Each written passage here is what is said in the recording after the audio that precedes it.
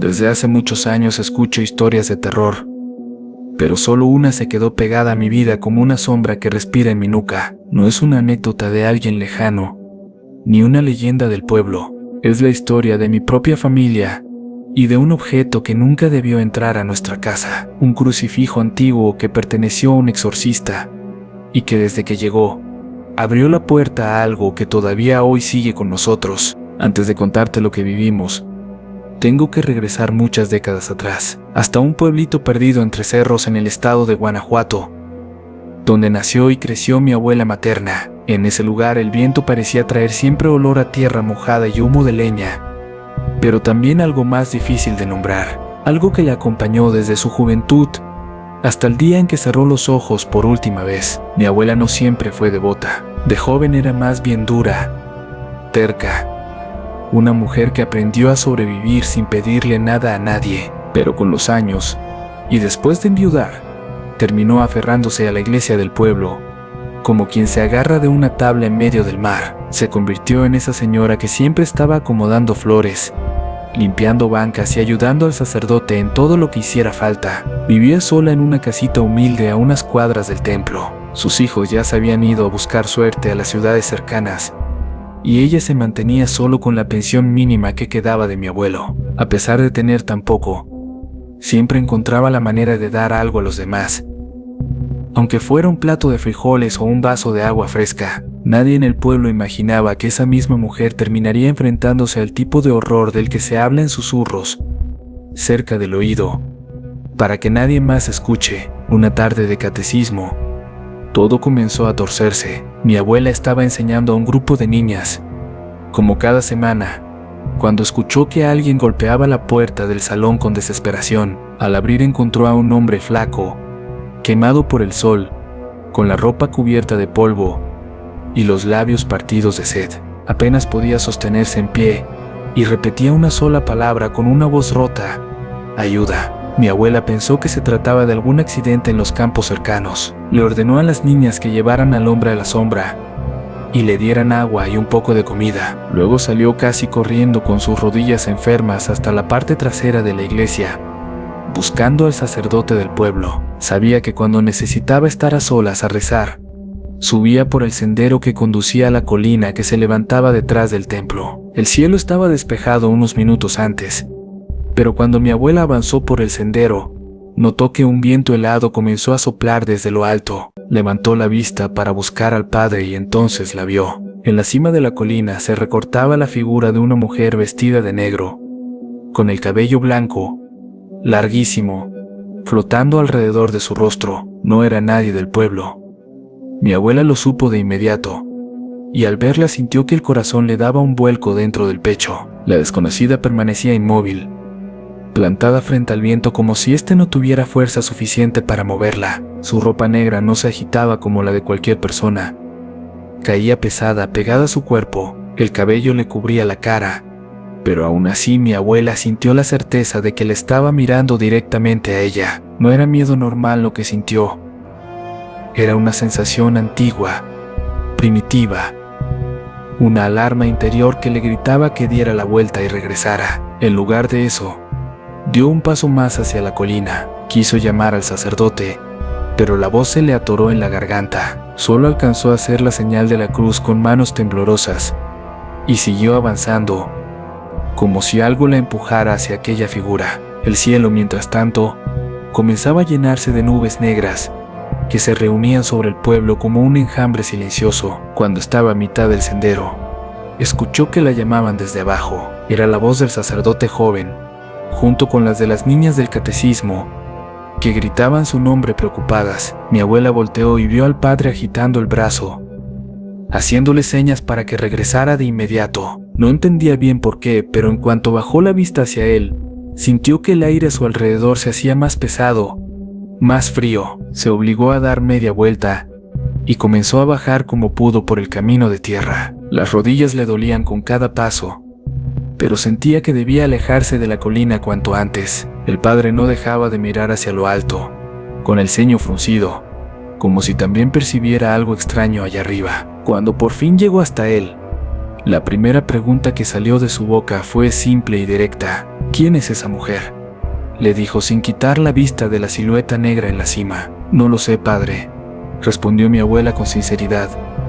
No pertenece a este pueblo. El sacerdote levantó la mano y trazó una bendición en el aire hacia la figura. En ese instante, la mujer se giró con una lentitud inhumana y comenzó a alejarse hasta que desapareció detrás del horizonte. El viento cambió de golpe, como si alguien hubiera cerrado una puerta enorme en el cielo. Las nubes parecieron detenerse un momento, pesadas, amenazando con soltar una tormenta que nunca terminó de caer del todo. Mi abuela sintió un escalofrío que le recorrió la espalda desde la nuca hasta los talones, y sin embargo lo peor apenas estaba por empezar. El hombre que había llegado al templo seguía afuera, sentado en el escalón, con el rostro hundido entre las manos. Cuando el sacerdote se acercó a él y le preguntó qué necesitaba, el campesino rompió en llanto. Entre sollozos, explicó que había recorrido muchos pueblos buscando ayuda sacerdotal. En su comunidad ya nadie quería acercarse a lo que estaba ocurriendo en su casa.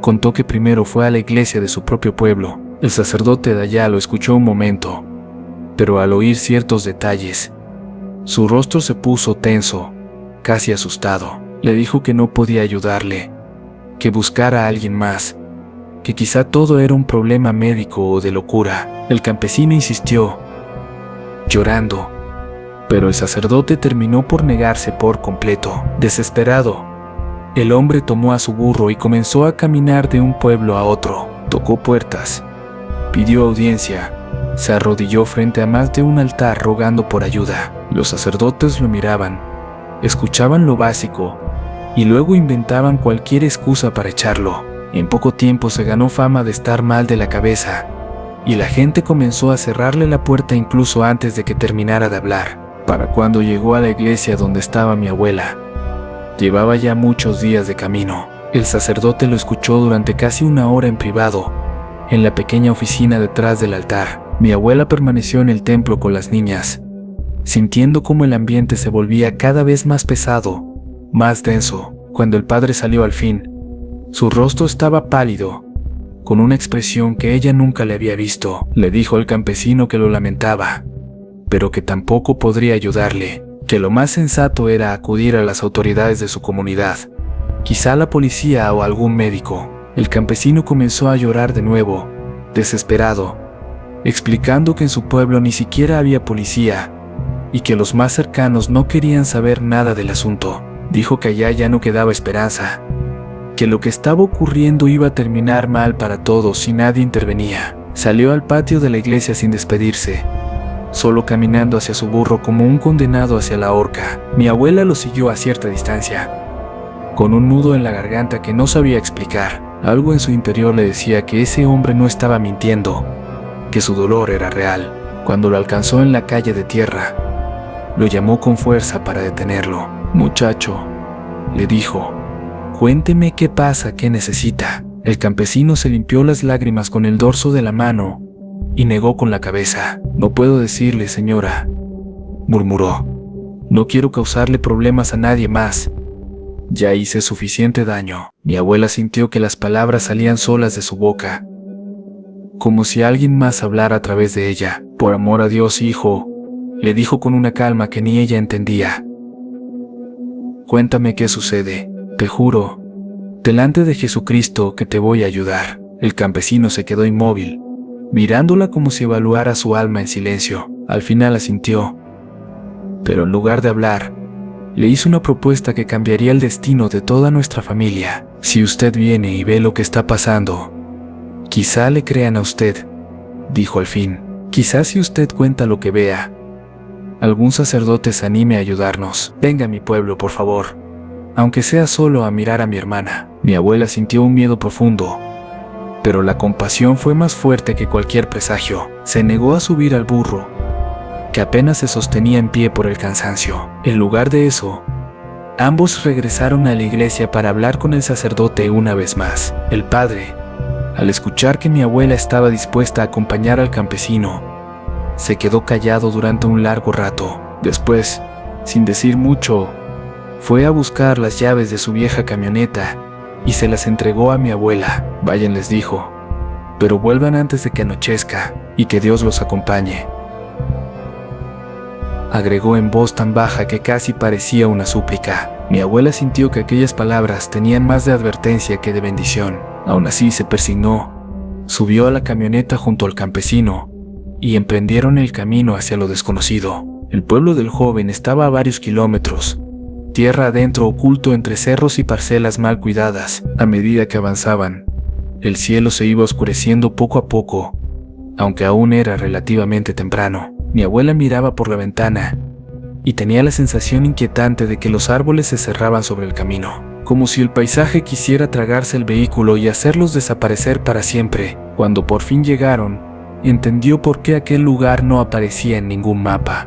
Era apenas un puñado de casas de adobe y madera esparcidas a lo largo de una loma. Las parcelas se extendían como heridas secas alrededor del caserío. No había niños jugando ni perros ladrando. Solo un silencio espeso, vigilante. Siga derecho, le pidió al campesino.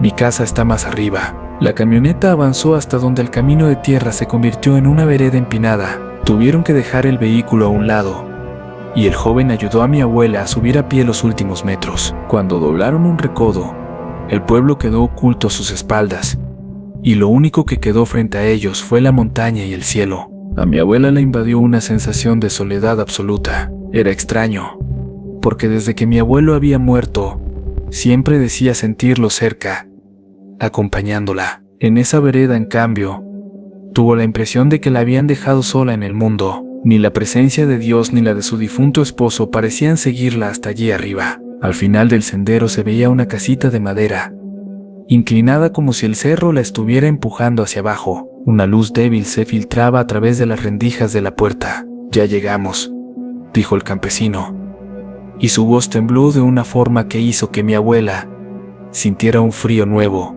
más hondo. No era el frío del viento ni de la altura.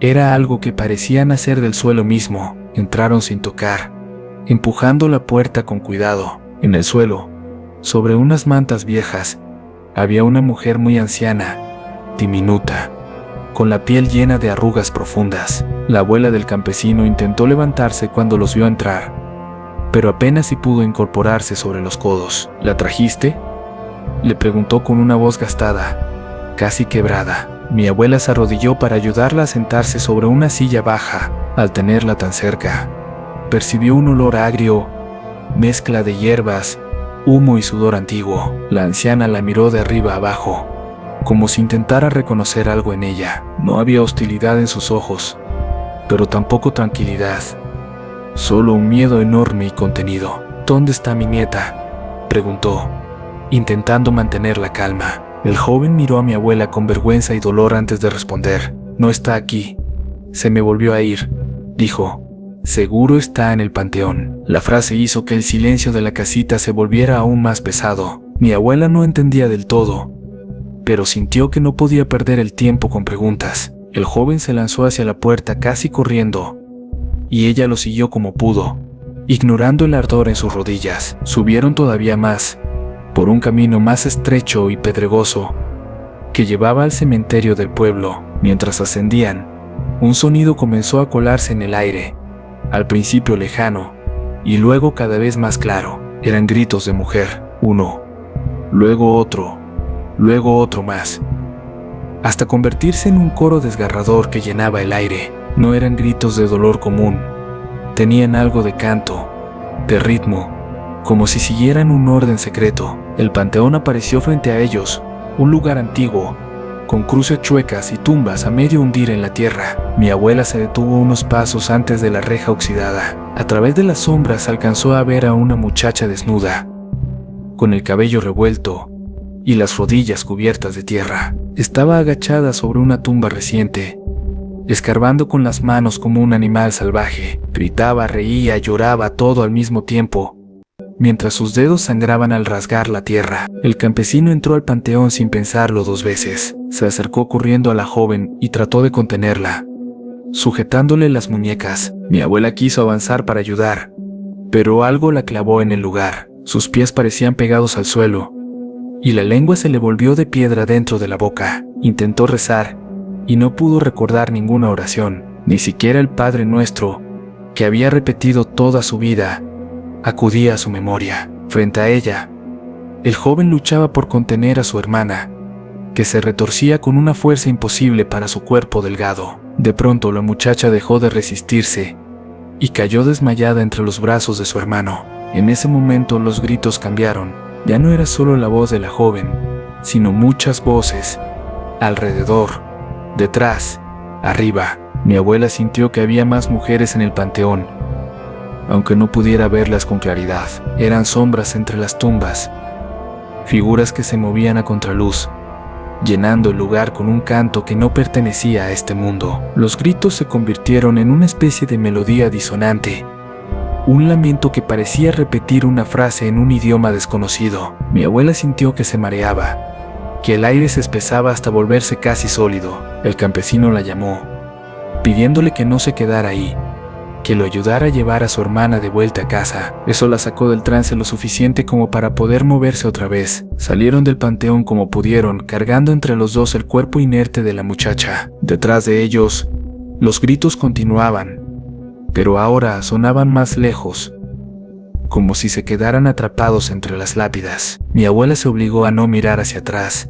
El joven lo había dicho, con una voz temblorosa, pero firme cuando salían de ahí. No voltee, madre, por lo que más quiera, no voltee. Así caminó ella, con la vista fija en el sendero y las rodillas que amenazaban con doblarse en cualquier momento. Sentía la presencia de algo muy cerca, pegado a sus espaldas, casi respirándole en la nuca. Solo cuando comenzó a murmurar una oración en voz muy baja, los gritos empezaron a disminuir. Al llegar a la casita, la anciana ya los esperaba en la puerta. Entre los tres, acomodaron a la muchacha sobre una cama vieja, cubierta con cobijas de lana. La joven respiraba entrecortado, como si hubiera corrido durante horas, aunque estaba inconsciente. Mi abuela miró su rostro y sintió que algo en esa chica no encajaba con la idea de la locura. ¿Qué le pasa?, preguntó al fin. La anciana se secó las lágrimas con la orilla del delantal y respondió con una franqueza brutal. Son brujas, dijo.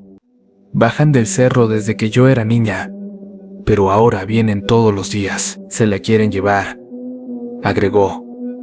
Quieren que se embarace de algo que no es humano. Mi abuela sintió que el estómago se le revolvía. La anciana continuó, explicando que desde que la muchacha comenzó con aquellos episodios, las voces se escuchaban cada noche alrededor de la casa. Decía que a veces, cuando la nieta hablaba, no era su voz la que salía de su boca. Aseguraba que dentro de ella parecían pelear varias presencias, discutiendo en idiomas que nadie de la familia conocía. Mientras hablaban, un perro comenzó a ladrar afuera, justo frente a la casa. Mi abuela se acercó a la pequeña ventana para ver qué ocurría. Entonces la vio de nuevo, a unos metros.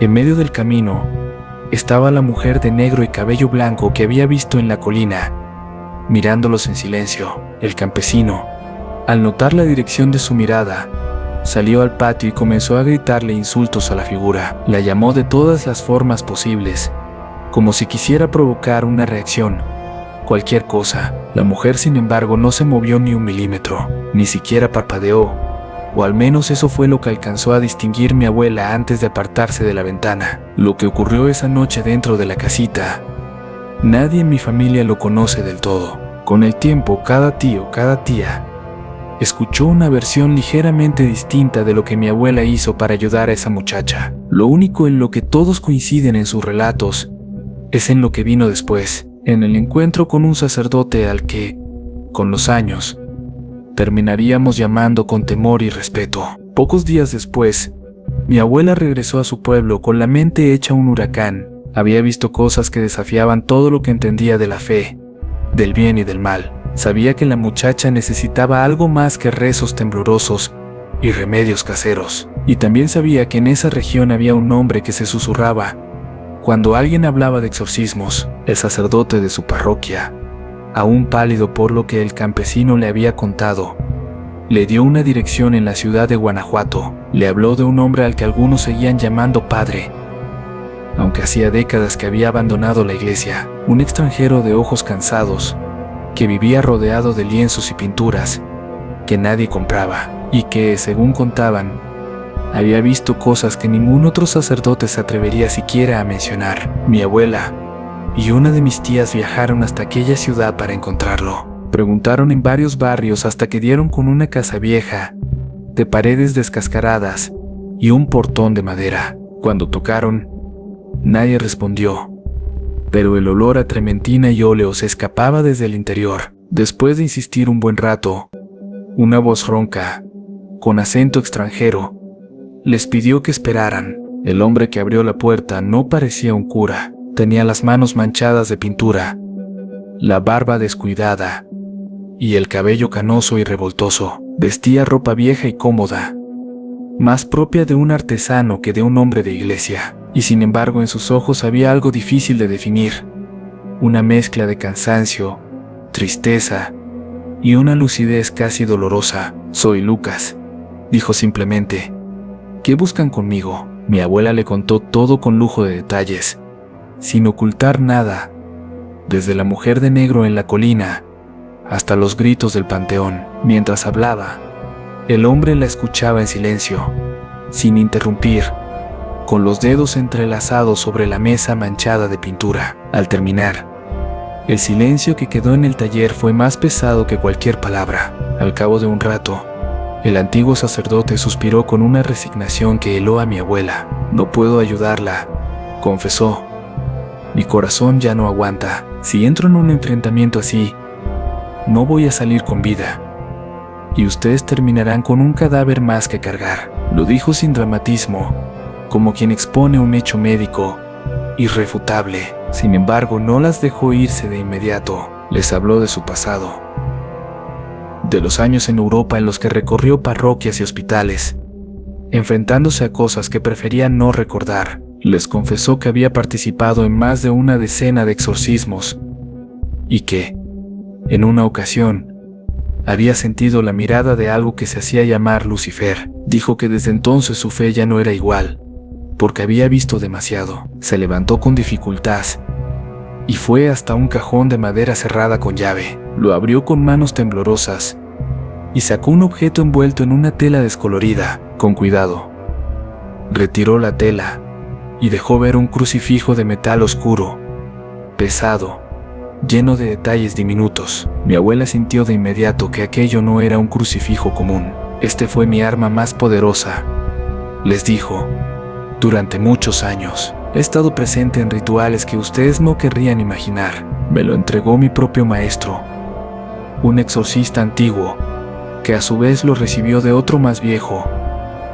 Y así durante generaciones. Lleva encima la fe y el desgaste de quienes lo usaron antes que yo». Se quedó mirándolo con una mezcla de nostalgia y rechazo. «Yo no tuve a quien dárselo», confesó, «porque mi camino terminó en este taller. Pero ustedes ya se metieron en algo que nadie más quiso enfrentar. Y tal vez este crucifijo no quiera quedarse aquí olvidado», añadió en voz más baja. Entonces hizo algo que marcaría para siempre a mi familia. Tomó el crucifijo con ambas manos y se lo tendió a mi abuela. «Pase lo que pase», le advirtió, «nunca lo destruya y nunca lo trate como un simple adorno. Si lo lleva con usted, tendrá protección, pero también atraerá miradas que es mejor no provocar». Mi abuela extendió las manos, temblorosa, y sintió el peso del metal como si estuviera recibiendo una sentencia. Agradeció al padre Lucas con la voz quebrada. Quería preguntarle muchas cosas más, pero el hombre se limitó a darles la bendición y a cerrar la puerta con suavidad. Esa fue la última vez que alguien de mi familia lo vio con vida, con el crucifijo guardado en una cajita de madera. Mi abuela regresó al pueblo. No practicó un exorcismo formal sobre la joven. No tenía el conocimiento para hacerlo. Lo que sí hizo fue pasar varias noches en aquella casita de madera, rezando, cantando, usando el crucifijo como escudo y como amenaza contra lo que rondaba afuera. Nunca quiso contarnos con detalle qué ocurrió en esas noches. Solo sabemos que, después de un tiempo, la muchacha empezó a recuperar la conciencia. Los episodios se hicieron menos frecuentes. Los gritos alrededor de la casa comenzaron a desvanecerse. La mujer de negro dejó de aparecerse en el camino, según contó la anciana. y mi abuela volvió al pueblo llevando consigo un secreto y una carga que la acompañarían hasta su muerte. Desde entonces, guardó el crucifijo en la parte trasera de un pequeño altar dedicado a San Miguel. Lo sacaba únicamente cuando alguien en el pueblo la llamaba por algún problema extraño. Nunca cobró un centavo, pero cada vez que salía con la cajita en las manos, su mirada se volvía más seria. Sabía que aquel objeto no solo protegía, también despertaba cosas que preferían dormir. Pasaron los años. Los hijos de mi abuela formaron sus propias familias, se mudaron a diferentes ciudades, y ella siguió allá, en su casita, hasta que el cuerpo ya no pudo más. Tenía casi 90 años cuando murió una mañana de julio. El pueblo entero se reunió para despedirla, y muchos comentaban que se iba una mujer que había enfrentado cosas que nadie más se habría atrevido a mirar de frente. Días después del entierro, mi madre tuvo que tomar una decisión que, sin saberlo, cambiaría nuestro destino. La casita de mi abuela fue donada a la iglesia para convertirla en un pequeño orfanato. Antes de entregarla, mi madre fue a recoger algunas pocas pertenencias que queríamos conservar, entre ellas, una cajita de madera que la anciana le había pedido que no dejara nunca ya. Dentro de esa cajita, envuelto en un paño que ya olía a incienso viejo, estaba el crucifijo del padre Lucas. Mi madre lo sostuvo entre las manos durante un buen rato, sintiendo el mismo peso que años antes había sentido mi abuela. No sabía qué hacer con eso, pero había prometido conservarlo lejos del pueblo, lejos de la colina, lejos de la mujer de negro, así que lo llevó consigo, sin imaginar lo que estaba invitando a entrar a nuestra casa. Recuerdo con claridad el día en que mi madre cruzó la puerta de nuestro hogar con esa cajita en los brazos. Yo creí que era solo una reliquia, un recuerdo de la abuela, nada más. Mi hermano, mucho más joven que yo, ni siquiera prestó atención. Nadie se imaginaba que en cuanto abrimos la puerta, algo invisible ya nos estaba observando desde adentro. Esa misma tarde, cuando el sol comenzaba a caer sobre los techos de las casas vecinas, ocurrió la primera señal, pero en ese momento no supimos leerla. Las bombillas de la sala, de la cocina y del pasillo explotaron casi al mismo tiempo con un chasquido seco. El sonido se mezcló con un olor a plástico quemado y a algo más que todavía hoy me cuesta describir. Mi madre y yo nos miramos, confundidas, pensando en un fallo eléctrico. Mi hermano fue por una escalera y comenzó a cambiar los focos uno por uno, haciendo bromas para no darle importancia al asunto. La cajita con el crucifijo quedó sobre el ropero de mi madre, bien escondida entre manteles y ropa antigua. La casa fue llenándose de luz nueva, pero la sensación de que algo había cambiado no se fue. Esa noche, al cerrar los ojos, todavía no sabíamos que el verdadero terror apenas estaba llegando, ni que el eco de las brujas del cerro, del panteón viejo y del taller del padre Lucas estaba a punto de despertar, ni que en nuestra casa, lejos de Guanajuato, algo se había quedado atento, midiendo nuestros pasos, esperando el momento de mostrarse, porque todo lo que te he contado hasta ahora es solo el principio de lo que el crucifijo del padre Lucas trajo con él. Segunda parte, el crucifijo del padre Lucas. Esa noche, la primera después de traer la cajita a la casa, dormimos con la sensación de que el aire tenía un peso distinto, como si de alguna manera la casa supiera que un objeto extraño había cruzado su umbral. No era un miedo definido, no era un susto claro, era la inquietud de sentir que había algo observando desde un rincón al que no queríamos voltear, una sombra débil, apenas un presentimiento, pero lo suficientemente fuerte para que el sueño no fuera del todo tranquilo. Mi madre se quedó dormida al poco tiempo, agotada del viaje y de la emoción que aún la embargaba por la muerte de mi abuela. Yo tardé mucho más. Un ruido lejano, como un cuenco golpeando una madera hueca, se escuchó justo cuando estaba por quedarme dormida. Lo ignoré, convenciéndome de que era la casa acomodándose al frío de la noche. A la mañana siguiente, mi madre estaba sentada en la mesa, mirando la caja de madera, con una mezcla extraña de melancolía y temor. No le gustaba abrirla. Eso quedó claro desde el primer día. Decía que sentía un impulso de guardar ese objeto, pero al mismo tiempo, algo dentro de ella le pedía alejarlo lo más posible del resto de la casa, como si temiera que, al dejarlo muy a la vista, se despertara algo más antiguo que el propio metal. Mi hermano, en cambio, no se tomaba nada en serio. Se burlaba de nosotras cada vez que mencionábamos la energía rara que llenaba la casa desde que trajimos la cajita. Para él, todo era imaginación, cansancio y sugestionarnos con las viejas historias de la abuela. Nunca hubiera imaginado que en pocos días sería él quien suplicaría que nadie lo dejara solo. Ese día transcurrió sin incidentes. Mi madre ordenó su cuarto, preparó comida y siguió su rutina, intentando convencerse de que lo ocurrido con las luces la noche anterior era pura casualidad. Yo me fui a trabajar, pero sentí en el pecho un peso extraño, como si hubiera dejado algo pendiente, algo sin cerrar, y mi hermano pasó la tarde fuera, como si inconscientemente buscara no volver a casa hasta entrada la noche. Cuando el sol comenzó a caer, el ambiente dentro de la casa volvió a sentirse espeso. El calor no era natural, no venía del clima, era una presencia silenciosa que se estiraba en cada rincón. Los espejos parecían oscurecerse ligeramente, como si el reflejo tardara una fracción de segundo más en aparecer, y el silencio, ese silencio profundo, se volvió tan fuerte que casi dolía en los oídos. Ya en la noche, me desperté por un ruido inesperado. Era un sonido suave, húmedo, que venía del cuarto de mi madre. Tosí para aclarar mi garganta, como tratando de expulsar la inquietud que me estaba subiendo por la espina. Al salir al pasillo, distinguí claramente un sonido que jamás había escuchado dentro de nuestra casa. Era un vómito, pero no el vómito de una persona enferma, sino una arcada profunda, rugosa, casi animal. Me acerqué lentamente a la puerta del cuarto de mi madre y toqué con los nudillos, sintiendo que algo detrás de la madera se estremecía. «Mamá», murmuré. «¿Estás bien?». Ella respondió desde la cama con un tono confundido. «Estoy dormida, hija».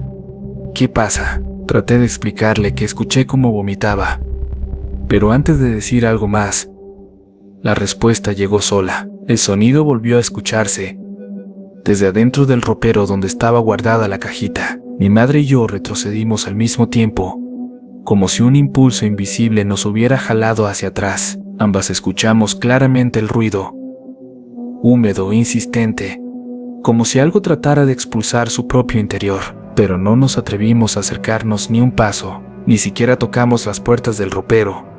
Salimos del cuarto y pasamos la noche rezando en el mío, abrazadas y temblando. Al amanecer, mi madre llamó a mi tía en el pueblo. Necesitaba contarle lo que había pasado, pedirle una explicación, una señal, algo que la tranquilizara, pero mi tía no respondió sino hasta la noche, cuando al fin logró comunicarse con nosotras. Lo extraño fue que, al escuchar la historia, no sonó sorprendida, sonó asustada. Nos dijo que el crucifijo no debería haber salido jamás de la casa de la abuela, que ella misma había sentido cosas oscuras en su hogar desde que se lo llevó de allí, y que había visto algo imposible, rondando su sala el día que guardó la cajita para enviarla con mi madre. Un anciano quemado por el sol, sin camisa, con la piel oscurecida como carbón. Según mi tía, el hombre estaba de espaldas, inmóvil, como esperando. Cuando ella trató de verle el rostro desde otra ventana, descubrió que no tenía forma humana. Su cara estaba borrosa, como si el aire la distorsionara, como si no pudiera mantenerse en este mundo. Y justo cuando tomó la decisión de huir, la figura se desvaneció por completo. Mi tía nos rogó que guardáramos agua bendita cerca, que no dejáramos la cajita sola en ningún cuarto donde pasáramos mucho tiempo, y que no contáramos esto a nadie más, porque lo que seguía probablemente sería peor. Mi madre colgó la llamada con las manos temblorosas y una expresión que jamás le había visto. Desde ese día, las noches se volvieron un infierno lento. Primero comenzaron los ruidos en las paredes, golpes suaves, como si una mano delgada tocara desde adentro del yeso, buscando salir. Luego, vino el sonido de pasos por el pasillo a altas horas de la madrugada, pasos lentos, arrastrados. Mi madre lloraba en silencio cada noche y yo intentaba consolarla como podía, aunque también estaba perdiendo el control. Dormíamos juntas, aferradas la una a la otra, mientras mi hermano seguía encontrando excusas para quedarse en casa de amigos. Pero incluso a él comenzó a alcanzarlo aquello que se movía entre nosotros. Una madrugada lo escuchamos llorar desde su cuarto, como un niño pequeño. Cuando fui a ver qué pasaba, lo encontré sentado en su cama, abrazándose las rodillas. Decía que escuchaba los cascabeles del antiguo arlequín que le regalaron cuando era bebé. Un arlequín que hacía años habíamos tirado en un cuarto de herramientas del patio porque lo aterraba. Y lo peor es que yo también escuché los cascabeles tintineando detrás de su puerta cerrada. Mi hermano nos contó algo que hasta ese entonces había callado por completo. Dijo que cuando era niño el muñeco le hablaba por las noches, que le enseñaba palabras que ninguno de nosotros usaba, palabras que parecían susurradas por una garganta rota, y que un día el arlequín le ofreció mostrarle su verdadero rostro. Mi hermano, ingenuo como todo niño, aceptó, y el muñeco, detrás de la máscara pintada, le reveló un rostro con ojos rojos, llenos de odio, una sonrisa pelada, amplia, derramando un hilo de sangre como si acabara de devorar algo. Y lo peor fue lo que le dijo con esa sonrisa imposible: acabo de comer. Mi madre se quebró al escucharlo, yo también, porque algo dentro de mí sabía que él no estaba inventando nada. Sentíamos al arlequín aún rondando por el patio, como si hubiera estado esperando estos años para volver. Pero en ese momento era apenas el principio del caos. Los días se volvieron interminables y las noches insoportables. Mi madre logró localizar a mi tía nuevamente, pero esta vez su tono era mucho más urgente. Según ella, lo que vivíamos era una reacción normal ante la presencia del crucifijo. Normal, claro, si se podía llamar normal a despertar escuchando vómitos donde no había nadie. El sacerdote que había ayudado a mi abuela, aquel joven que años después se convirtió en un hombre sabio y prudente, fue contactado por mi tía. Al principio no quiso hablar mucho, pero cuando supo que el crucifijo estaba en nuestra casa, exigió que lo regresáramos de inmediato. Dijo que ese objeto era poderoso, sí, pero también sumamente peligroso cuando estaba en manos inexpertas, y que podía despertar cosas que jamás debían ser despertadas. Mi madre escuchó todo con una expresión que mezclaba culpa, miedo y negación. Era evidente que no quería dejar el crucifijo en manos de nadie más, pero tampoco quería seguir viviendo ese infierno. Así que tomó una decisión precipitada, una decisión que, sin saberlo, nos condenó. Esa misma tarde salió de la ciudad y manejó hacia una zona boscosa en las afueras. No nos contó nada hasta mucho después. Bajó del carro, internándose entre los árboles, sintiendo que algo la seguía, respirándole en la nuca. Encontró un árbol quemado por un rayo, completamente negro, como carbón, y allí, convencida de que lo estaba protegiendo de nosotros y viceversa, enterró el crucifijo. Cayó de rodillas, temblando, pero con la falsa sensación de haber hecho lo correcto. Regresó a casa con los ojos rojos y la voz casi inaudible. Y aquella noche, cuando intentó dormir, escuchó por primera vez el sonido de alguien respirando justo en el rincón oscuro de su cuarto. No quiso contarnos, pero yo la escuché llorar en silencio durante horas. A partir de ese día, la casa se convirtió en un territorio enemigo. Ya no eran solo ruidos o sombras, eran presencias. Se sentían en los espejos, se sentían en las escaleras, se sentían detrás de cada puerta cerrada, y poco a poco comenzaron a materializarse donde menos esperábamos. Una noche, mientras yo dormía, algo me tocó el pie. No fue un roce accidental, no fue la sábana, fue una mano pequeña, fría, que me agarró con suavidad. Me desperté de golpe, temblando, y mi madre también se despertó sentada, como si un resorte la hubiera impulsado. Ambas vimos lo mismo salir del cuarto hacia el pasillo. Era un niño de unos 4 años, caminando tranquilamente. No tenía rostro claro, como si estuviera dibujado con sombras, pero podíamos distinguir su forma perfectamente. Se detuvo un momento, inclinó la cabeza y siguió caminando hacia las escaleras. El pánico fue tan intenso que me paralizó por segundos. Mi madre comenzó a rezar en voz alta, pero el rezo salía entrecortado. Yo apenas podía respirar, y mi hermano salió de su cuarto gritando que quién estaba caminando allá afuera. Corrimos los 3 a la sala. El niño ya no estaba, pero el aire seguía oliendo a tierra húmeda, a algo que no pertenecía a nuestra casa. Era el mismo olor que mi abuela describió una vez cuando habló de las brujas del cerro. Decidimos rociar la casa con agua bendita. Cada vez que lo hacíamos, los ruidos disminuían por un rato, pero esa noche, al caer las últimas gotas, mi hermano hizo un comentario que jamás olvidaré. «Acabo de cometer un error», dijo, y al instante supe que algo terrible se había puesto en marcha. Mi madre intentó calmarlo, pero él estaba entrando en pánico como nunca antes. Comenzó a sudar, a temblar, a respirar entrecortado. Era como si reviviera todos los miedos de su infancia al mismo tiempo, y mientras tratábamos de ayudarlo, escuché algo moverse en el cuarto de abajo. La puerta estaba cerrada. La habíamos asegurado con un mueble pesado, porque cada vez que pasábamos por ahí, escuchábamos pasos. Pero esa noche, el mueble se movió. Lo escuchamos arrastrarse unos centímetros, como si alguien lo empujara desde adentro. Mi madre me dijo que no bajara. Mi hermano, en cambio, comenzó a llorar, convencido de que algo quería salir de ese cuarto. Tomé aire para intentar tranquilizarlo, pero antes de decir una sola palabra, escuchamos otra voz, una voz femenina, anciana, que venía de las escaleras. «Quédense arriba»,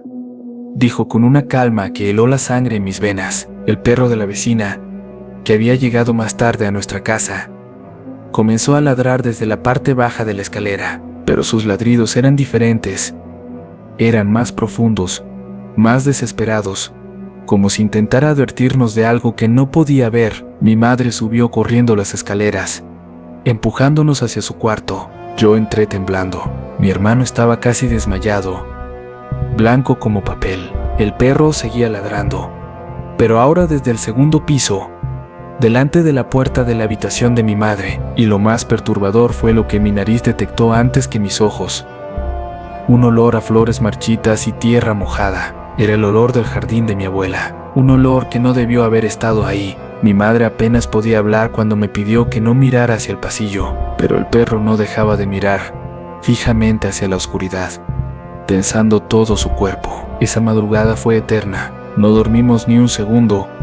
Cada ruido, cada crujido, cada sombra parecía anunciar algo peor, y aún no sabíamos que mi madre y el sacerdote estaban a punto de descubrir algo en el bosque que cambiaría nuestras vidas por completo, algo que no debería haber sido desenterrado jamás, porque mientras nosotros temblábamos en la casa, mi madre y el padre avanzaban entre árboles oscuros, guiados solo por lámparas temblorosas, y muy pronto descubrirían que el crucifijo que mi madre había enterrado no estaba solo bajo la tierra, que algo más había estado allí mucho antes de que ella llegara, y que desenterrarlo no sería un acto de salvación, sino una llamada directa hacia aquello que nos acechaba. Mientras tanto, en nuestra casa, el perro gruñó de una forma que jamás habíamos escuchado. Su cuerpo entero se erizó, su cola se metió entre las patas, y sus ojos se clavaron en la puerta. Y justo cuando el reloj marcaba una hora que ninguno supo precisar después, la puerta se abrió sola, no completamente.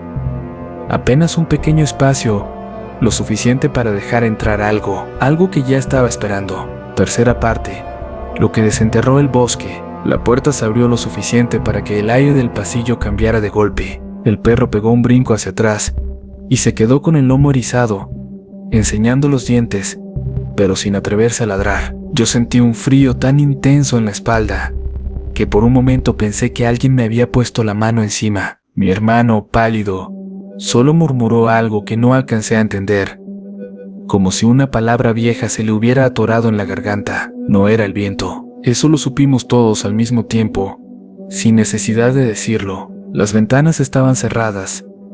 La noche afuera estaba quieta, demasiado quieta, como si todo el barrio contuviera la respiración. La puerta no se movió más, pero en la rendija abierta se sentía un olor pesado, un olor a humedad vieja y a madera encerrada. El perro dio un paso hacia adelante, como obligándose a cumplir una función que no entendía del todo. Se paró justo frente a la rendija y gruñó, esta vez con un sonido más grave, casi de advertencia. Yo no podía dejar de mirar sus patas, porque el piso debajo de él se veía más oscuro, como si una mancha invisible se hubiera extendido desde dentro del cuarto. Mi hermano me agarró la muñeca con tanta fuerza que me dolió, pero no dije nada. Detrás de la puerta, en la oscuridad de ese cuarto al que nadie quería entrar.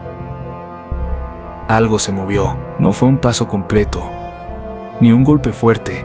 Fue apenas un roce seco, como si algo hubiera arrastrado una extremidad demasiado rígida. El perro ladró una sola vez, y luego se cayó, con los ojos clavados en ese punto. Yo sentí ganas de llorar, no por miedo solamente, sino por la certeza de que aquello había estado allí desde hacía mucho más tiempo del que creíamos. Mi hermano quiso bajar a la sala para encender todas las luces, pero el perro no se apartaba de la puerta. Era como si estuviera intentando contener algo que buscaba salir lentamente, probando la resistencia de nuestra voluntad.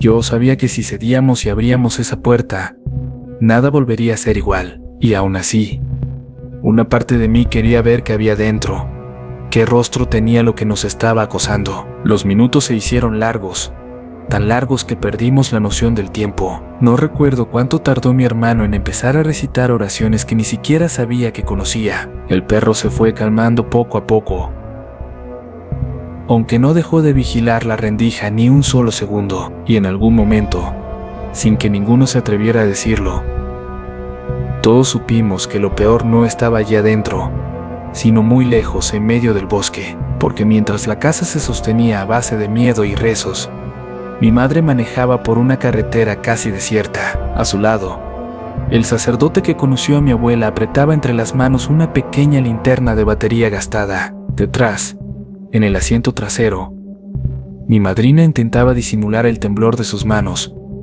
pasando las cuentas del rosario una y otra vez. Los tres sabían que estaban yendo hacia algo que no entendían, pero que ya los había elegido desde hacía mucho tiempo. La noche caía sobre el bosque como una manta pesada. Los árboles parecían inclinarse hacia la carretera, formando un túnel oscuro, lleno de sombras que se movían al ritmo del motor. Mi madre redujo la velocidad cuando reconoció, con dificultad, el tramo donde días atrás había detenido el carro para enterrar el crucifijo. El sacerdote le pidió que no lo dijera en voz alta, que solo señalara el lugar cuando sintiera que estaban cerca. Detuvo el carro junto a un grupo de puestos de comida cerrados, con lonas colgando que se mecían con un viento helado. De día ese lugar olía a carne asada y tortillas recién hechas, pero de noche parecía un campamento abandonado después de una guerra. Las sombras de los toldos se alargaban como brazos deformes sobre la tierra. Mi madrina tragó saliva y se abrazó a sí misma, como si le faltara algo que apretar entre las manos. Un poco más adelante,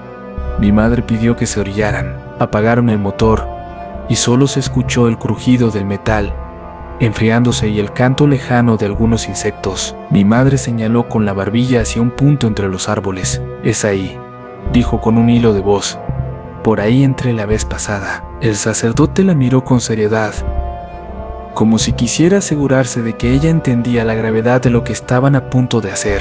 Le pidió a mi madrina que se cambiara al asiento del conductor. Si algo salía mal, debía estar lista para encender el carro y marcharse sin esperar a nadie. Mi madrina quiso protestar, pero en cuanto vio los ojos del sacerdote, supo que no era momento de discutir. Mi madre y el padre se internaron en el bosque con las linternas encendidas. La luz apenas alcanzaba unos cuantos metros, antes de ser devorada por la oscuridad entre los troncos. El suelo estaba húmedo y resbaloso, cubierto de hojas, ramas y pequeñas piedras que crujían con cada paso. A cada instante, ambos sentían que los observaban desde entre los árboles, desde arriba, desde muy cerca. El sacerdote le pidió a mi madre que apagara su linterna por un momento. Quería que sus ojos se acostumbraran a la oscuridad para percibir mejor cualquier movimiento a su alrededor.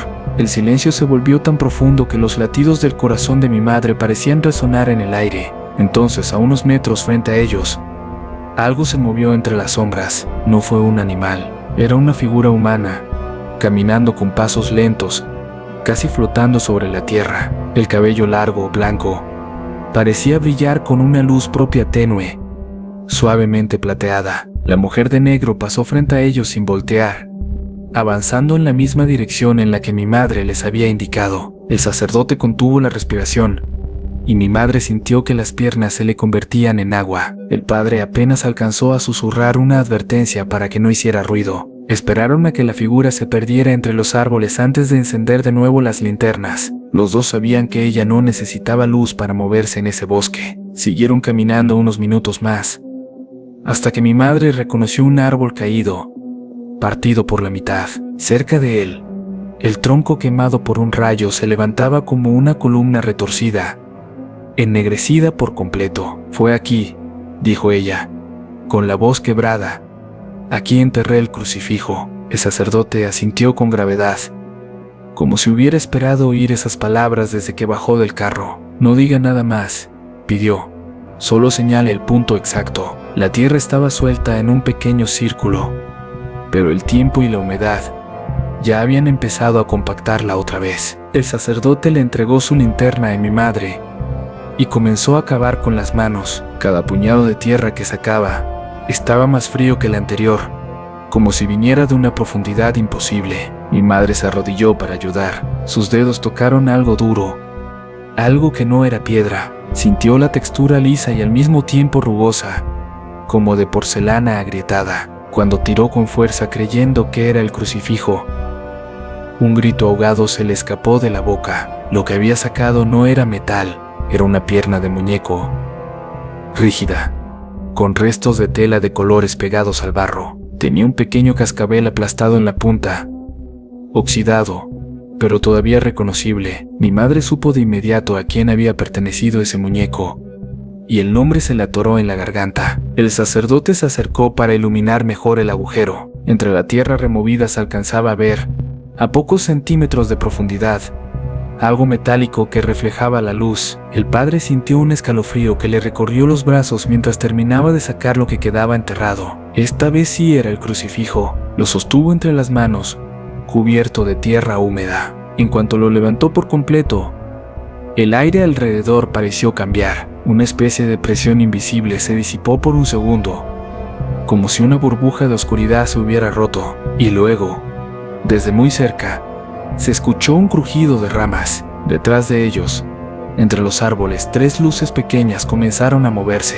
No eran luciérnagas ni reflejos, eran linternas. Voces humanas se acercaban, gritando algo que al principio no alcanzaron a distinguir. Mi madre pensó lo peor, que serían hombres armados molestos por encontrarlos en sus tierras. Pero cuando las luces estuvieron lo bastante cerca, pudieron ver a 3 rancheros con escopetas al hombro. Sus rostros estaban tensos, pero no parecían sorprendidos de ver a un sacerdote a mitad del bosque. Más bien, lucían como si hubieran esperado encontrarse con algo así. Uno de ellos preguntó, con desconfianza, ¿qué estaban haciendo allí a esas horas? El sacerdote respondió con calma, mintiendo a medias. Dijo que habían perdido un objeto con valor sentimental durante un paseo y que habían regresado para buscarlo. Los rancheros se miraron entre sí, dudando, pero al final uno de ellos señaló más adelante. «Si fue por aquí», dijo. Llegaron casi al lugar. Mientras caminaban juntos de regreso hacia la carretera, el sacerdote aprovechó para hacer una pregunta. Quiso saber a qué le habían disparado momentos antes, porque un rato atrás se había escuchado un tiro lejano. El más joven de los rancheros respondió con una frialdad que encendió todas las alarmas. «A las brujas, padre», dijo. «Vienen todos los días, pero en estos últimos días han estado peor». El sacerdote sintió que el crucifijo le pesaba el doble. No era casualidad que ellas rondara en ese lugar justo cuando fueron a desenterrarlo. Sabía, sin necesidad de explicaciones, que lo que fuera que seguía ese objeto no quería que cambiara de manos, y aún así apretó con más fuerza el metal frío, como si se aferrara a un arma en medio de una guerra. Al llegar a la carretera, mi madrina los esperaba temblando dentro del carro.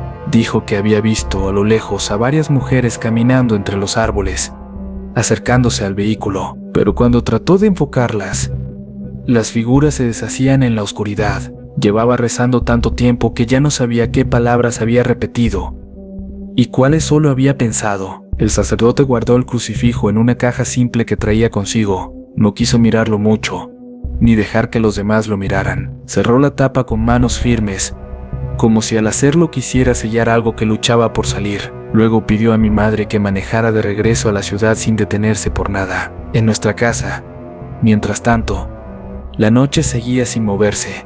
El perro se había quedado exhausto frente a la puerta, como si hubiera envejecido varios años en unas horas. Mi hermano no decía casi nada, solo miraba el suelo, murmurando cosas que yo no alcanzaba a entender del todo. Algunas eran frases en español, otras parecían sonar en otro idioma que nunca antes había escuchado en su voz. Afuera en la calle, se escuchó un coche detenerse. Las llantas sobre el pavimento hicieron un ruido tan claro que los tres nos incorporamos al mismo tiempo. Bajamos con cuidado, como si cada escalón pudiera desmoronarse bajo nuestros pies, y cuando llegamos a la puerta, vimos al sacerdote sosteniendo la caja de madera. No lo sé explicar, pero cuando cruzó el umbral de la casa, el ambiente cambió de golpe. Era como cuando abres una ventana en un cuarto cargado de humo, y de pronto entra aire fresco. La opresión en el pecho se alivió un poco, aunque no desapareció del todo. El perro, sin embargo, comenzó a gemir bajo, como si reconociera algo que nosotros todavía no comprendíamos. Nos reunimos todos en la sala. Mi madrina, pálida, se sentó en el borde del sillón como si temiera hundirse demasiado en él. Mi madre se colocó al lado del sacerdote, con la vista fija en la caja. Mi hermano eligió un rincón desde el que pudiera ver tanto la puerta como las escaleras. El padre nos miró uno por uno, como si midiera la resistencia de nuestras almas. Nos dijo, sin rodeos, que lo que teníamos en la casa no era un simple recuerdo de la abuela, que el crucifijo era una herramienta santa, sí, pero también era un imán para todo tipo de entidades oscuras, y que sin querer, mi madre lo había activado cuando lo desenterró y lo trajo con nosotros. El padre habló de Lucía, la joven del pueblito al que había ido con mi abuela tantos años atrás. Nos contó cosas que mi abuela jamás se atrevió a decirnos. Dijo que aquella noche en el panteón, las brujas no solo gritaban, estaban llamando a algo que el crucifijo logró contener, pero que jamás fue destruido por completo. Nos explicó que ciertas entidades, enviadas por aquello que se hace llamar el adversario, no desaparecen con facilidad. A veces solo se esconden, duermen, se quedan en silencio durante años o décadas, esperando una nueva oportunidad, y que la energía acumulada en ese crucifijo era suficiente para despertar a cualquier cosa que hubiera permanecido dormida demasiado tiempo. Al traerlo a nuestra casa, lo habíamos convertido en un faro en medio de la oscuridad. Mi hermano no aguantó más y comenzó a hablar de su arlequín, de cómo lo veía en el patio cuando se suponía que el muñeco estaba encerrado en el cuarto de herramientas, de la cara roja, de la sonrisa con sangre, de las amenazas susurradas desde la ventana en plena noche, de la vez en que un tío lo vio moverse entre las plantas del patio y casi lo golpea con una pala. El sacerdote lo escuchó con la máxima atención, sin burlarse ni minimizar nada. Cuando mi hermano terminó, el padre estaba más serio que nunca. Dijo que aquello no era imaginación de un niño, ni una simple presencia humana que se había pegado al juguete. Lo que describía sonaba a algo mucho más antiguo y violento. El padre habló entonces de un tipo de entidad que nunca había sido humana, espíritus de bajo astral, así los llamó. Pero su voz se volvió más grave al hacerlo. Dijo que estos seres no entienden de tiempo como nosotros. No distinguen entre 1 año o 100, solo saben aferrarse a lo que les permite manifestarse. Un objeto, una casa, un cuerpo. Y ese era el problema. Nuestra casa ahora contenía 2 cosas que nunca debieron encontrarse. Por un lado, el eco del arlequín, que había aterrado la infancia de mi hermano, algo que venía de quién sabe dónde. Por otro, el crucifijo del padre Lucas, saturado de todo lo que había enfrentado durante décadas. El sacerdote sugirió algo que al principio nos pareció imposible. Dijo que era mejor que dejáramos la casa por un tiempo, que él necesitaba trabajar allí, solo o con ayuda de gente de fe. Mi madre no quería abandonar su hogar, pero la mirada de mi hermano la hizo dudar. Ya no se trataba de orgullo, sino de sobrevivir con la mente entera. Sin embargo, nada de eso ocurriría esa noche. Esa noche, dijo el padre, ya estaba descompuesta desde hacía mucho rato. Lo que fuera que rondaba alrededor de la casa y lo que habitaba en ella no iba a dejarnos dormir en paz. Así que había que aguantar, rezar y mantenerse unidos hasta que amaneciera. Nos quedamos todos en la sala, alrededor de una mesa de centro donde la caja con el crucifijo reposaba cerrada. Fer, el amigo de mi hermano, aún no llegaba, pero el padre decía que era mejor así, que menos personas serían más fáciles de proteger.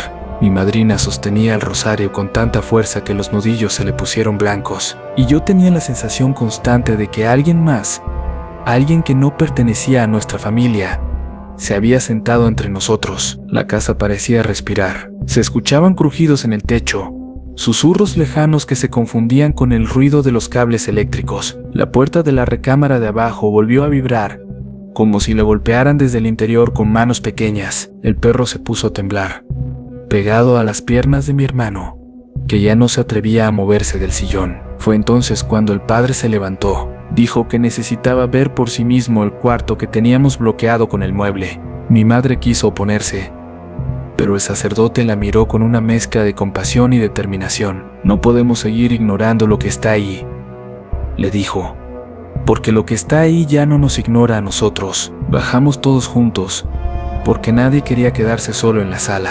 El perro bajó primero, como si una fuerza invisible lo empujara a hacerlo. La recámara de abajo estaba con la puerta encajada contra el mueble, tal como la habíamos dejado. Pero en cuanto el padre se acercó, la perilla giró una vez más. Lentamente, el sacerdote apoyó la mano sobre la puerta, sin abrirla. Cerró los ojos y comenzó a rezar en voz baja, en un latín que yo no entendía, pero que hacía vibrar el aire. El perro empezó a gruñirle a la rendija, pero esta vez sin retroceder. Y entonces, por primera vez, escuchamos algo al otro lado que no eran golpes ni pasos. Era una risa aguda, casi infantil, pero cargada de una maldad indescriptible. Duró solo unos segundos, lo suficiente para clavarse en nuestra memoria como una espina. Mi hermano rompió a llorar, porque reconoció al instante esa risa. Era la risa del arlequín, la misma que había escuchado de niño, escondida entre sus juguetes, cuando aún no sabía que el miedo podía quedarse a vivir en el pecho. El padre apretó los labios, sin dejar de rezar, y al final, en lugar de abrir la puerta, dio un paso atrás. «No hoy», dijo con firmeza, «no aquí». Luego nos pidió que subiéramos de nuevo a la sala, que no nos separáramos por ninguna razón. Obedecimos, pero algo en su voz nos dejó claro que esa puerta no se quedaría cerrada para siempre. Solo era cuestión de tiempo para que lo que estaba dentro encontrara otra salida. Cuando volvimos a la sala, el ambiente se sentía aún más cargado. La caja con el crucifijo parecía emitir un frío propio, que se extendía por la mesa como una neblina invisible. Mi madrina se acercó a mí y me susurró algo que nunca voy a olvidar. «No somos los únicos aquí, hija», dijo. «Alguien más está rezando con nosotros». Y lo peor es que tenía razón, porque de pronto entre las voces de nuestras oraciones atropelladas, se escuchó otra voz, una voz femenina, muy vieja, de acento extraño, que repetía palabras que no entendíamos. No salía de la boca de nadie presente, pero resonaba como si estuviera justo a nuestro lado. El sacerdote abrió los ojos de golpe y cerró el libro que llevaba. Nos miró con el rostro tenso y nos dijo que, pasara lo que pasara, no respondiéramos si alguien nos hablaba por nuestro nombre. «No importa si escuchan mi voz», añadió.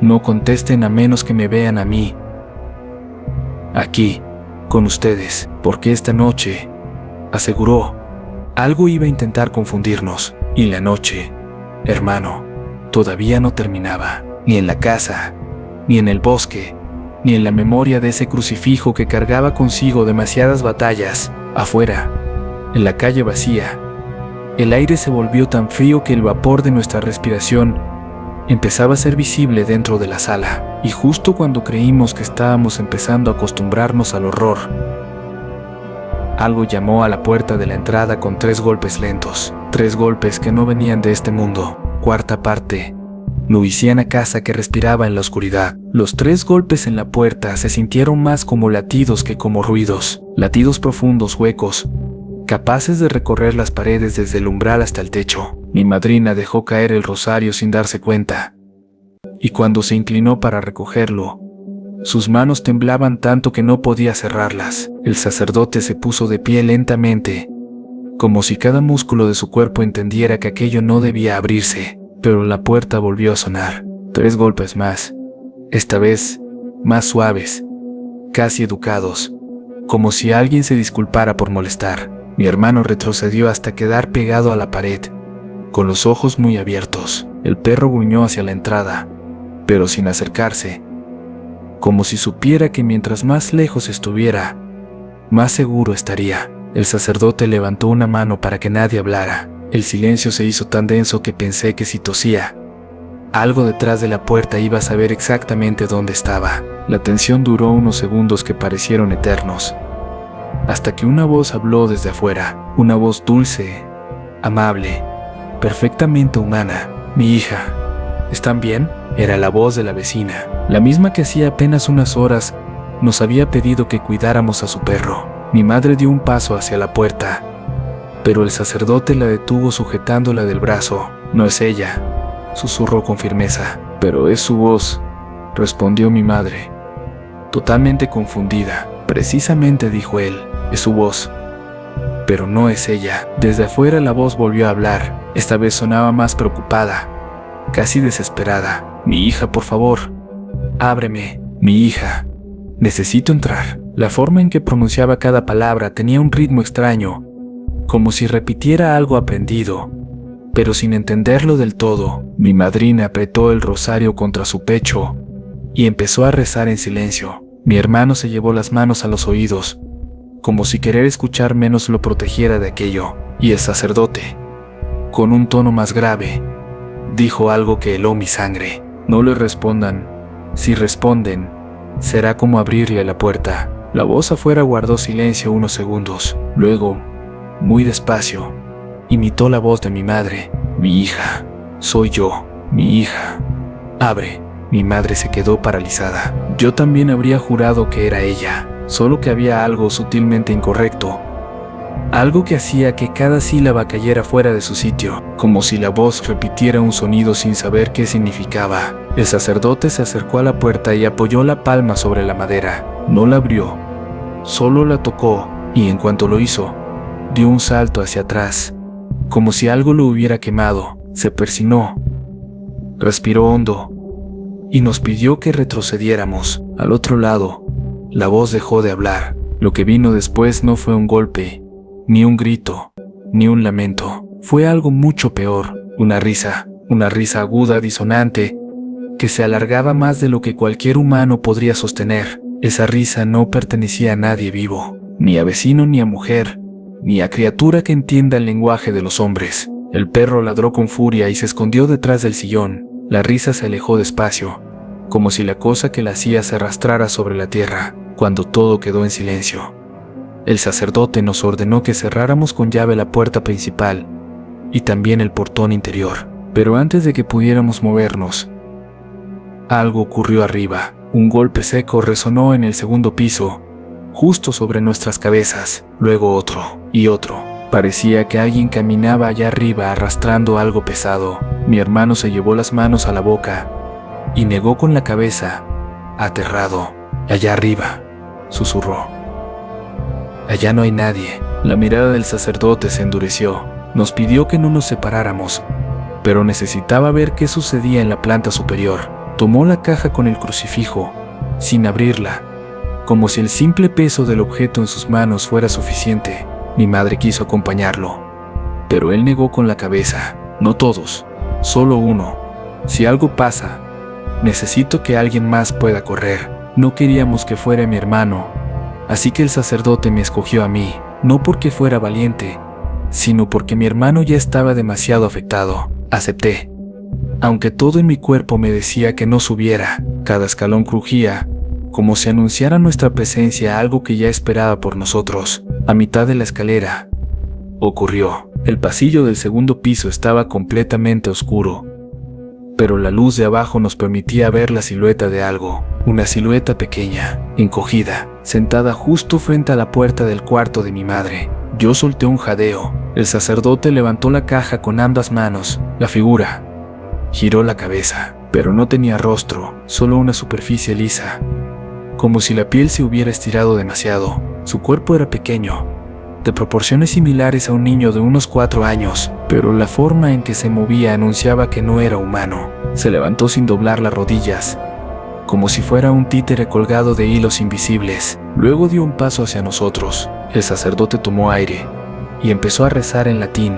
La figura retrocedió, pero no por miedo, más bien por sorpresa, como si nunca hubiera escuchado esa lengua antes. El pasillo se llenó con un olor repentino a azufre y humedad. La criatura empezó a cambiar. Sus hombros se alargaron, su torso se estrechó, sus brazos crecieron como ramas retorcidas. La superficie lisa de su cara empezó a rasgarse desde dentro, revelando algo que parecía querer abrirse paso. Yo no podía moverme. El sacerdote levantó la caja del crucifijo como si fuera un escudo. La criatura emitió un sonido agudo, casi como un chillido atrapado en la garganta, y retrocedió de golpe, deslizándose hacia la oscuridad del pasillo sin hacer ruido. En cuanto desapareció, el ruido volvió abajo, un golpe fuerte, como si alguien hubiera estampado el cuerpo contra la puerta de entrada. La casa tembló. Mi madre gritó nuestros nombres desde la sala. El sacerdote me tomó del brazo y me obligó a bajar. Cuando llegamos abajo, mi hermano estaba en el suelo,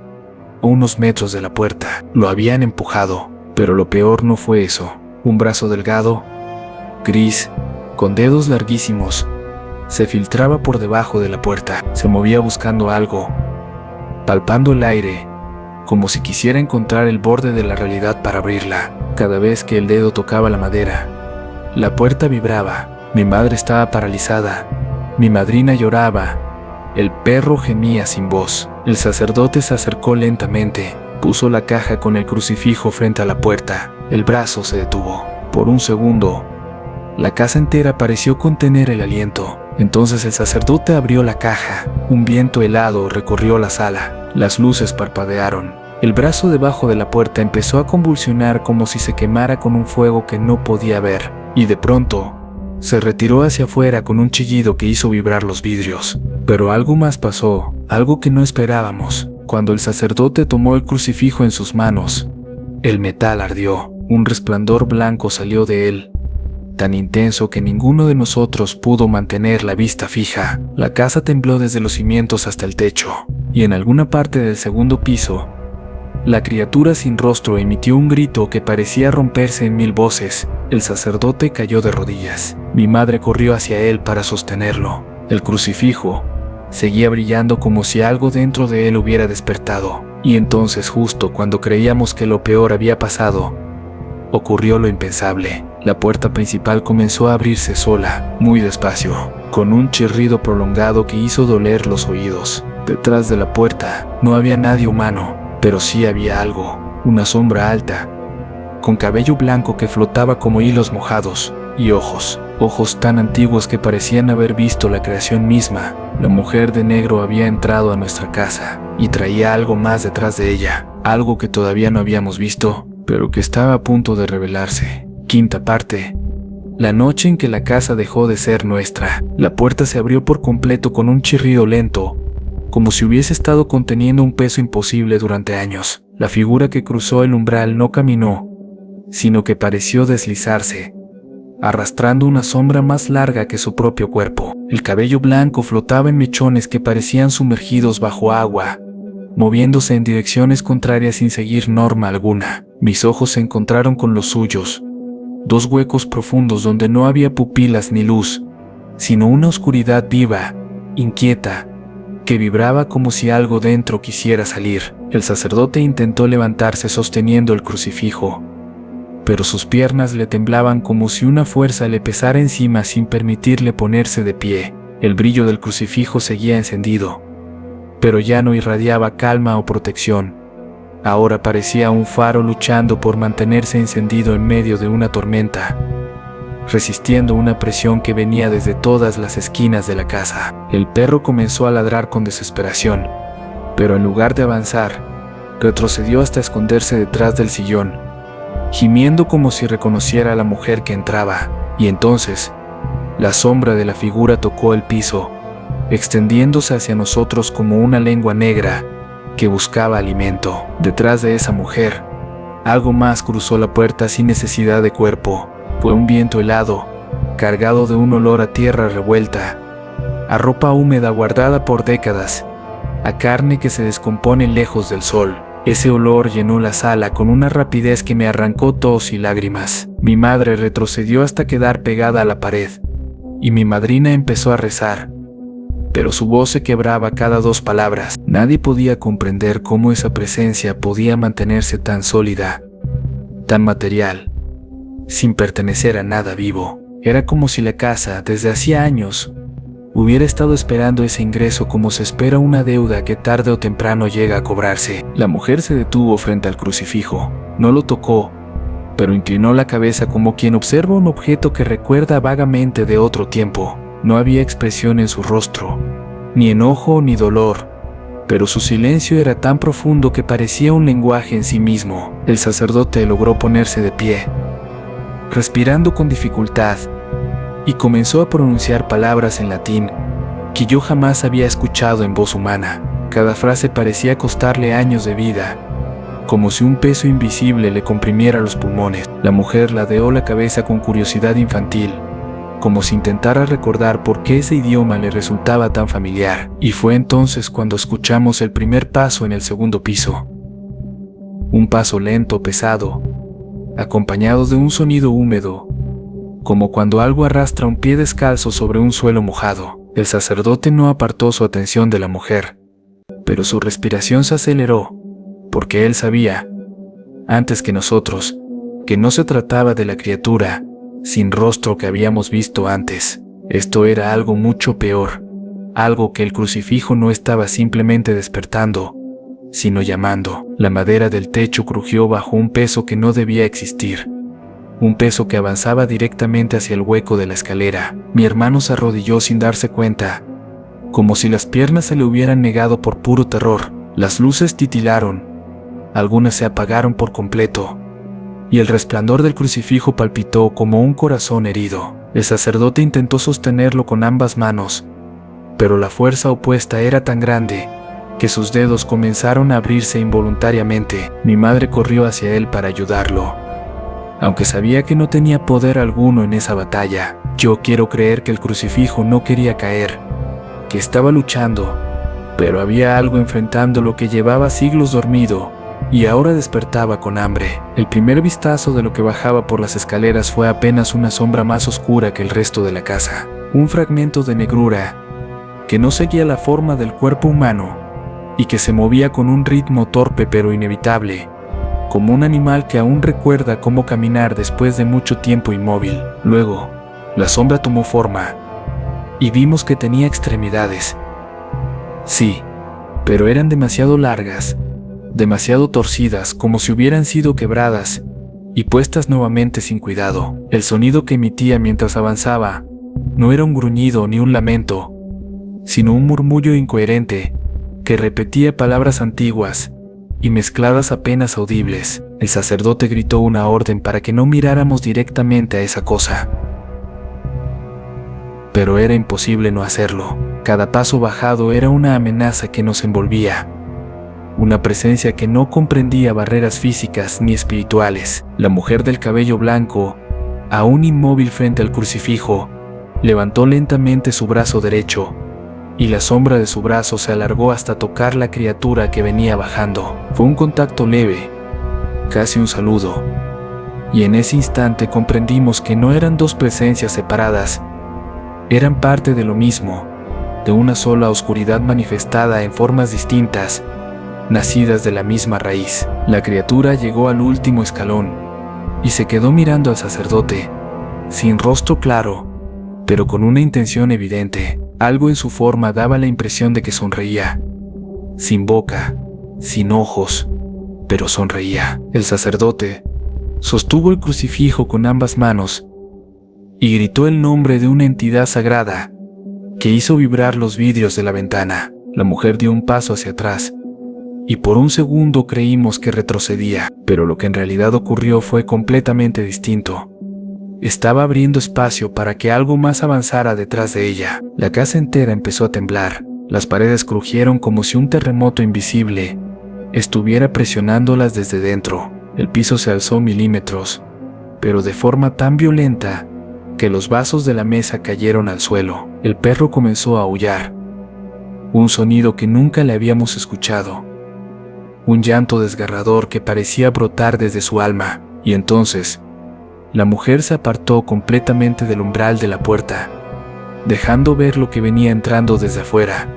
Una figura enorme, oscura, de bordes imprecisos, seguida de un coro de risas, voces y susurros, provenientes de todas direcciones. El sacerdote retrocedió inmediatamente, aunque el crucifijo ardía como una brasa viva en sus manos. La fuerza que había afuera, la que ahora cruzaba la puerta como si no existiera separación entre mundos, ya no era una simple presencia, era algo mucho más grande, una amalgama de aquello que mi abuela había enfrentado décadas atrás, mezclado con lo que seguía a mi hermano desde su infancia, y con la oscuridad ancestral que la colina había guardado en silencio. El sacerdote gritó que no lo miráramos de frente, que mantuviéramos la vista al suelo, pero era tarde.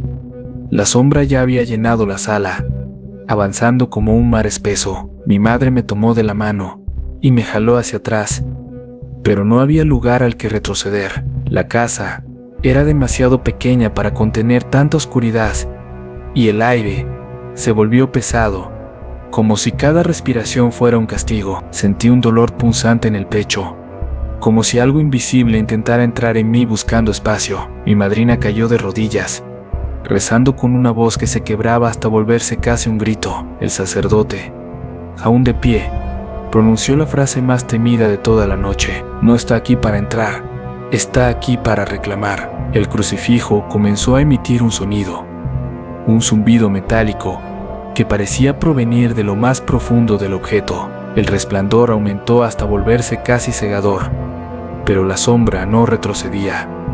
Al contrario, se acercaba, extendiendo múltiples brazos, manos, raíces oscuras. En ese momento, y solo por un instante, pude ver algo dentro de esa oscuridad. Un fragmento de rostro humano, un ojo rojo, una sonrisa rota, y la imagen de un arlequín con la mitad de la cara desprendida. Todo se mezclaba en un mismo cuerpo, como si la oscuridad hubiera devorado memorias, miedos, almas, y las estuviera usando para manifestarse. El sacerdote gritó una última oración, más fuerte que cualquier ruido dentro de la casa, y una explosión de luz llenó la sala, arrojando a todos al suelo. La sombra retrocedió, pero no desapareció. Solo se replegó hacia la puerta, como quien retrocede para tomar impulso. La mujer de blanco se deshizo en niebla oscura, y la criatura del pasillo se evaporó en un chillido que retumbó en nuestros huesos. No habían sido derrotadas, solo habían obedecido a algo más grande que ellas. El sacerdote se desplomó, extenuado, con el crucifijo aún ardiendo entre sus manos. Cuando abrí los ojos, todo estaba quieto, la casa en silencio, la puerta abierta, pero nada afuera. La sombra había retrocedido, sí, pero no se había ido. La noche no había terminado con nosotros. El sacerdote, temblando, levantó la vista y susurró una sola frase que nos dejó helados. Esto no fue un ataque, fue un aviso. Y lo que anunciaba, hermano, estaba a punto de comenzar. Sexta parte. El final que siempre estuvo esperando. La luz que había salido del crucifijo comenzó a desvanecerse lentamente, como si hubiese dado hasta la última chispa posible para contener la oscuridad que había entrado a la casa. A medida que el resplandor se apagaba, el aire recuperó un movimiento natural, pero no la calma. Era como si la casa respirara con dificultad, sintiendo el peso de algo que no logró expulsar por completo. El sacerdote se incorporó con lentitud, apoyándose en el sillón como si llevara décadas sin dormir, con la mirada perdida hacia la puerta abierta que dejaba entrar el aire frío de la madrugada. Su rostro no mostraba alivio, sino la certeza amarga de que el enemigo no había sido derrotado, solo había dado un paso atrás para preparar algo más grande. Mi madre se arrastró hacia él, llorando sin intentar ocultarlo, preguntándole si ya había terminado todo, si la casa volvería a ser la misma, si podíamos respirar tranquilos. El sacerdote guardó silencio varios segundos, como si buscara en su memoria una manera menos cruel de decir la verdad. Finalmente murmuró que no podíamos quedarnos ahí, que la casa había sido marcada, que lo que había cruzado esa puerta ya tenía un camino abierto hacia nosotros. Cuando dijo esas palabras, Sentí como un frío profundo me recorría desde la nuca hasta los pies, como si algo detrás de mí hubiera escuchado esa frase con un interés particular. La casa estaba demasiado quieta, demasiado expectante, como si todavía hubiera orejas invisibles pegadas a cada pared. El sacerdote pidió que nos preparáramos para salir de inmediato. No debíamos llevar objetos innecesarios, solo documentos, la ropa puesta y la caja del crucifijo. Mi madre se resistió unos segundos, aferrándose a la idea de que abandonar nuestra casa era perder una vida entera, pero al ver la expresión del sacerdote entendió que no había otra opción. Mi madrina recogió al perro, que aún temblaba como si hubiera envejecido 10 años en una noche. Mi hermano, pálido como un papel, repetía frases entrecortadas, como si su mente estuviera intentando reconstruir algo que se había roto durante los sucesos. Cada una de sus palabras tenía un eco extraño, como si no surgieran del todo de su propia voz. Cuando salimos al aire libre, la calle estaba completamente desierta. No se escuchaban carros, ni perros, ni siquiera el viento. Era como si la madrugada nos hubiese esperado en un silencio absoluto, cuidando no interrumpir aquello que había pasado adentro. El sacerdote miró hacia los árboles cercanos, y sin decirlo, todos entendimos que había algo observándonos desde los rincones más oscuros. El crucifijo en sus manos pesaba tanto que el padre apenas podía sostenerlo, sin que le temblaran los brazos. Le pidió a mi madre que manejara, pero antes de entrar al carro, volvió a mirar la casa como si intentara memorizarla por última vez, y fue ahí cuando lo vimos, en la ventana del segundo piso, justo en el cuarto que habíamos cerrado con el mueble. Apareció una silueta pequeña, la misma silueta que habíamos visto sentada frente a la puerta de la recámara, el niño sin rostro. Su cabeza se inclinó lentamente hacia nosotros, y aunque no tenía ojos, podíamos sentir una mirada fija, clavada directamente en el crucifijo. Mi hermano cayó de rodillas al verlo, como si su cuerpo ya no pudiera procesar otro golpe de terror. Mi madrina gritó, pero el sonido se ahogó en el aire, como si la misma noche lo hubiera devorado antes de que pudiera expandirse. El sacerdote avanzó 2 pasos hacia la casa, como si quisiera enfrentar directamente aquello, pero el crucifijo lo jaló hacia atrás, obligándolo a retroceder. La figura del niño desapareció de un parpadeo, pero no porque se hubiera movido.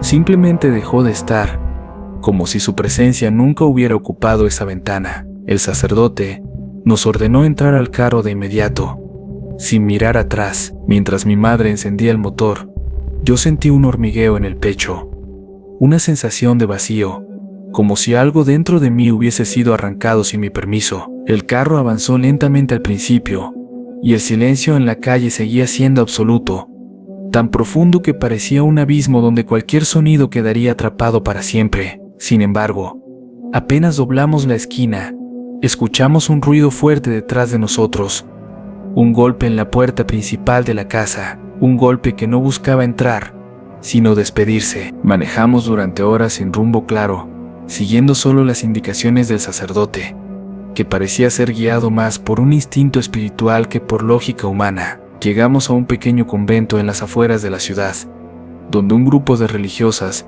nos recibió sin hacer preguntas. Nos dieron agua, cobijas y un cuarto donde reunirnos, mientras el sacerdote hablaba con la Madre Superiora. Mi hermano se quedó dormido de inmediato, agotado física y mentalmente. Mi madrina rezaba sin detenerse. Mi madre caminaba de un lado a otro con la mirada perdida. Yo solo escuchaba el sonido del viento afuera, intentando adivinar si ese viento llevaba consigo algún susurro que hubiera escapado de la casa. Cuando el sacerdote regresó, tenía una expresión de derrota tranquila, una mezcla de tristeza y certeza. Nos explicó que lo ocurrido no había sido un ataque aislado, sino la continuación de un proceso que empezó décadas atrás, incluso antes del sacrificio de Lucia y del enfrentamiento del padre Lucas. La entidad que se manifestó aquella noche no solo estaba ligada al crucifijo, sino también a la línea de mujeres de nuestra familia. Mi abuela había sido su primer punto de conexión en esta generación, y al morir ella, el vínculo pasó directamente a mi madre. Esa era la razón por la cual la presencia nos había seguido con tanta insistencia, y el crucifijo, en lugar de protegernos por completo, había servido como faro para revelar todo lo que estaba oculto. Mi madre rompió a llorar, entendiendo por fin la carga que había heredado sin saberlo. El sacerdote añadió que la entidad no buscaba poseerla ni dañarla físicamente, sino algo mucho más profundo. Buscaba un recipiente, un eco humano donde continuara extendiéndose. Mi hermano, al haber estado expuesto desde niño al arlequín, se había convertido en el objetivo más vulnerable de esa influencia. El sacerdote aseguró que todavía había tiempo para romper el lazo, pero solo si el crucifijo era llevado al lugar donde originalmente ganó su poder, aquel cerro, aquel cementerio, aquel punto donde Lucia entregó su vida, el lugar donde, según su visión, el destino de nuestra familia se había sellado mucho antes de que cualquiera de nosotros naciera. Mi madre se ofreció de inmediato a acompañarlo, pero él negó, diciendo que la presencia la seguiría a donde fuera, poniendo en riesgo a todos. En cambio, pidió que yo lo acompañara, pues había sido la que menos contacto directo tuvo con la entidad. Mi hermano se despertó al escuchar nuestro intercambio y suplicó que no saliéramos del convento, insistiendo en que regresar a ese lugar sería peor que enfrentar a la entidad en la casa. Sus ojos se llenaron de lágrimas y su voz temblaba como si viera algo que nosotros no. Dijo que mientras dormía, había escuchado risas, pasos y frases en un idioma que no conocía, y que todas esas voces repetían lo mismo: estamos despertando. El sacerdote respiró hondo, como aceptando que el viaje al cerro debía hacerse. Pero no esa noche. Nos pidió que descansáramos, que el amanecer traería claridad espiritual y protección. Sin embargo, al salir del cuarto, dejó una frase que nos atravesó a todos: si logramos llegar a ese cerro, habrá un final, pero no puedo prometer cuál. El peso de sus palabras se quedó flotando en el aire, incluso cuando él cerró la puerta detrás de sí. Nadie habló durante varios minutos, como si al romper ese silencio admitiéramos que lo escuchado era verdad. Y en algún punto, cuando el viento golpeó la ventana del convento, sentí algo más que viento. Sentí un roce, un toque invisible que reconocí al instante. Intentamos dormir, pero el sueño fue ligero, inquieto, interrumpido por ruidos que no sabíamos si eran reales o imaginados. Cuando al fin amaneció, no encontramos al sacerdote en su cuarto. La Madre Superiora nos explicó que él había salido antes del alba, dejando una nota para nosotros. La nota decía que no debíamos preocuparnos, que regresaría cuando el camino estuviera preparado y que no intentáramos seguirlo. Mi madre entró en desesperación, sabiendo que él nunca habría ido solo sin una razón mayor. Yo tomé la nota entre mis manos y sentí el papel caliente, como si hubiese sido escrito poco antes, aunque llevaba horas allí. Esa misma tarde, mientras esperábamos noticias, un teléfono del convento sonó.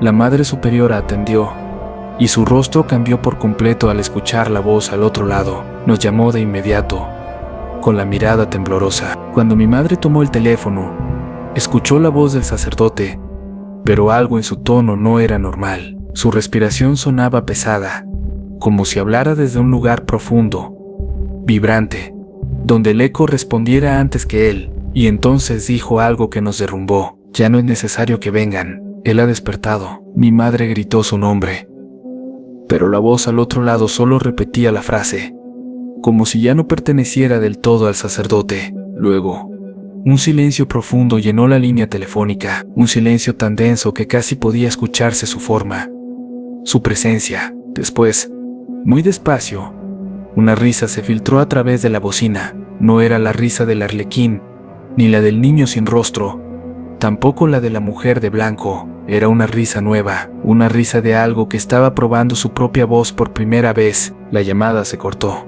Esa noche, el viento trajo consigo un olor conocido: tierra húmeda, madera vieja, flores marchitas del cerro donde todo comenzó. El crucifijo, que habíamos dejado sobre la mesa del cuarto, comenzó a vibrar como si algo dentro quisiera salir, y entonces lo comprendimos, los cuatro al mismo tiempo, sin necesidad de palabras. El sacerdote no había logrado sellar nada. El sacerdote había sido la última llave que faltaba. La entidad no estaba en la casa, no estaba en el bosque, No estaba en el cerro, ahora. Estaba caminando hacia nosotros. Ese fue el final, o este al menos, el final que esa noche nos permitió conocer. Hermano, cuando quieras seguir expandiendo este universo, solo dime.